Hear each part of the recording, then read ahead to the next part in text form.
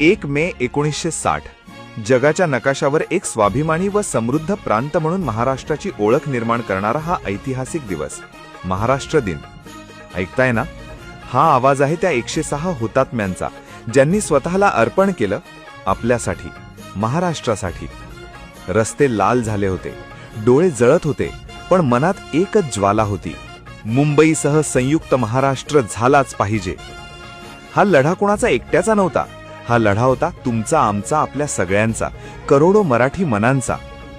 या लढ्याला आचार्य अत्रे, सेनापती बापट, प्रबोधनकार ठाकरे, श्रीपाद अमृत डांगे, SM जोशी, केशवराव जेधे, शंकरराव देव, मधु दंडवते, वसंतराव नाईक, BT रणदिवे, अहिल्या रांगणेकर, मृणाल गोरे या सर्वांनी दिशा दिली. शाहीर अमर शेख, अण्णाभाऊ साठे आणि शाहीर साबळे यांनी आपल्या पोवाड्यातून मराठी जनतेच्या मनात क्रांतीची ठिणगी पेटवली. कामगारांनी संप पुकारले, शेतकऱ्यांनी मोर्चे काढले, विद्यार्थ्यांनी रस्त्यावर उतरून आंदोलन केलं.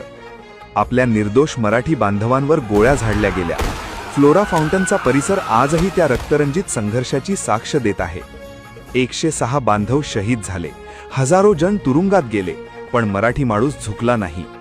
आणि मग तो दिवस उजाडला, 1 मे 1960. अखेर करोडो मराठी मनांचं स्वप्न साकारलं.